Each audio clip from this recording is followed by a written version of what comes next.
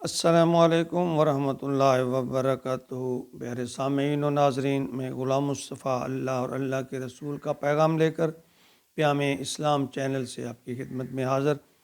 درس قرآن کے سلسلہ میں آج کا ہمارا سبق سورۃ انفال آیت نمبر 50 پر مشتمل ہے۔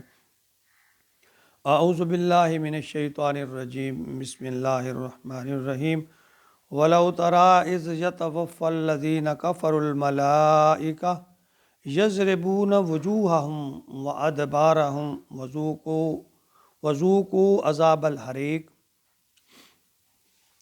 پچھلی آیت میں منافقوں کی منافقت کا ذکر تھا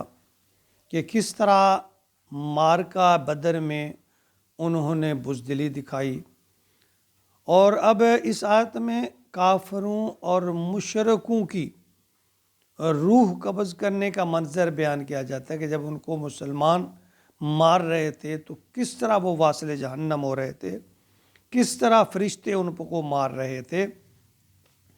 تو فرمایا وَلَوْ تَرَىٰ إِذْ يَتَوَفَّى الَّذِينَ كَفَرُوا الْمَلَائِكَةَ، وَلَوْ تَرَىٰ، اور آکاش تم دیکھ سکتے، اِذْ يَتَوَفَّى الَّذِينَ، جب فوت ہوئے، جب مارے گئے وہ لوگ، کفروا جو کافر تھے، الملائکۃ،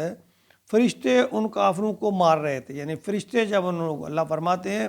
کاش تم سب، تمہاری عقل ہوتی، تم سمجھتے، تم دیکھتے۔ اللہ فرماتے ہیں کہ وہ کس طرح کافروں کو مار رہے تھے۔ یضربون وجوہہم، ضربیں لگاتے تھے ان کے چہروں پر، وادبارہم، اور ان کے دبر پر، پیٹھوں پر، وذوقوا عذاب الحریق، اور کہتے تھے چکھو اس کا مزہ، یعنی تم، یعنی عذاب کا، اللہ کے عذاب کا، جلنے کا، یعنی اس سے دونوں مراد، دنیا میں بھی عذاب کا اور آخرت کا بھی، اب مزہ چکھو۔ اس آیت میں اصل بیان تو ان کافروں اور مشرکوں کا ہے کہ کس طرح غزوہ بدر میں فرشتوں نے ان کی درگت بنائی۔ حضرت ابن عباس رضی اللہ تعالیٰ عنہ سے مروی ہے کہ جب مشرکین مسلمانوں پر حملہ آور ہوتے تو مسلمان ان کے چہروں پر تلواروں سے وار کرتے، جس سے بچنے کے لیے وہ پیچھے بھاگتے، تو فرشتے ان کی دبروں پر، پیٹھوں پر تلواریں مارتے۔ منافق کو دنیا میں بھی حقیقی عزت نہیں ملتی اور آخرت میں تو وہ رسوا ہوگا ہی۔ حضرت برا بن عازب رضی اللہ تعالیٰ عنہ بیان فرماتے ہیں کہ ہم رسول اکرم صلی اللہ علیہ وآلہ وسلم کے ساتھ تھے، انصار کے کسی آدمی کے جنازے کے لیے نکلے، قبرستان پہنچے تو ابھی قبر کھودی نہیں گئی تھی، آپ بیٹھ گئے، ہم بھی آپ کے ارد گرد حلقہ بنا کر بیٹھ گئے۔ آپ نے اپنا سر اٹھاتے ہوئے 2-3 مرتبہ فرمایا، یعنی آپ کے ہاتھ میں ایک چھڑی تھی چھوٹی سی، آپ اس کو زمین کو کرید رہے تھے، تو اچانک آپ نے اپنا سر اٹھایا اور 2-3 مرتبہ فرمایا قبر کے عذاب سے پناہ مانگو، قبر کے عذاب سے پناہ مانگو۔ جب کافر دنیا کو چھوڑ کر آخرت کی طرف جا رہا ہوتا ہے تو اس کے پاس آسمان سے کالے چہرے والے فرشتے آتے ہیں، ان کے ہاتھ میں بدبودار بوری ہوتی ہے، وہ حد نگاہ تک اس کے سرانے بیٹھ جاتے ہیں۔ پھر اس کے پاس ملک الموت آتا ہے، یہاں تک کہ اس کے سر کے وہ اس کے پاس بیٹھ جاتا ہے اور کہتا ہے اے خبیث روح، اے خبیث نفس، اللہ تعالیٰ کی ناراضگی اور غضب کی طرف چل۔ نبی اکرم صلی اللہ علیہ وسلم نے فرمایا وہ اس کی روح کو اس طرح نکالتے ہیں جس طرح گرم سلائی کو روئی سے نکالا جاتا ہے،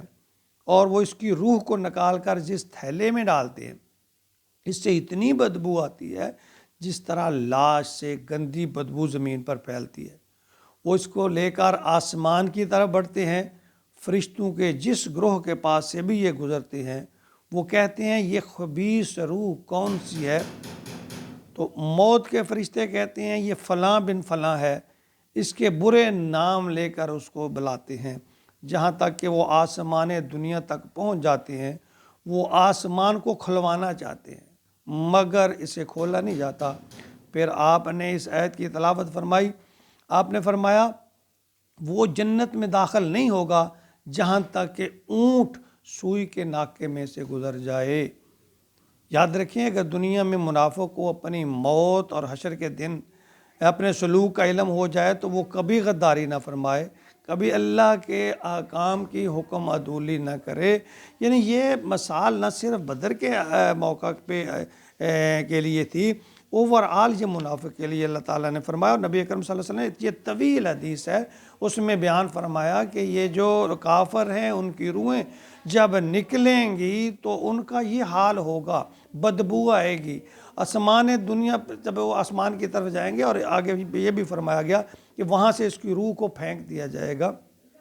تو ہمیں بچنا چاہیے اللہ کی ناراضگی سے، اور یہ سوچنا چاہیے کہ کہیں یہ ہمارے اندر تو یہ چیز نہیں پائی جاتی۔ انسان اپنا دل صاف رکھے اللہ کے لیے، جتنا بھی کوشش ہو سکے کہ اپنے ایمان ہے اس کو پختہ رکھے، اللہ پر توکل رکھے، اپنا ایمان جو ہے وہ دل میں میل اور منافقت پیدا نہ ہونے دے۔ اور منافقہ جو حال ہے، جو اللہ تعالیٰ نے یہ غزوہ بدر کے حوالے سے بھی بیان فرمایا، اور چونکہ قرآن کی ہر آیت ہر موقع کے لیے دائمی ہے، تو اس کے لیے ہمیں یہ ہمارے یعنی جو لوگ اللہ کی مخالفت کرتے ہیں، منافقت کرتے ہیں، یہ دونوں طرف سے فائدہ اٹھانے کی کوشش کرتے ہیں، مسلمانوں کو بھی نقصان پہنچاتے ہیں اور کفار سے فائدہ اٹھانے کی کوشش کرتے ہیں، تو ایسی صورت میں اللہ تعالیٰ نے ان کی جو آخرت کی جو اللہ تعالیٰ کا سلوک ہے ان کے ساتھ، اس کا یہ بیان نبی اکرم صلی اللہ علیہ وسلم کی اس حدیث مبارکہ میں بھی اور اس آیت میں بھی اللہ تعالیٰ فرماتے ہیں کہ جب ان کی روح قبض کی جائے گی بہت مشکل مرحلہ ہوگا۔ اللہ تعالیٰ ہمیں منافقت سے بچائے، منافقت کے چھوٹے سے چھوٹے ذرے سے ہمیں محفوظ رکھے، ایمان ہمارے دلوں میں اللہ تعالیٰ پختہ کر دے، آمین یا رب العالمین۔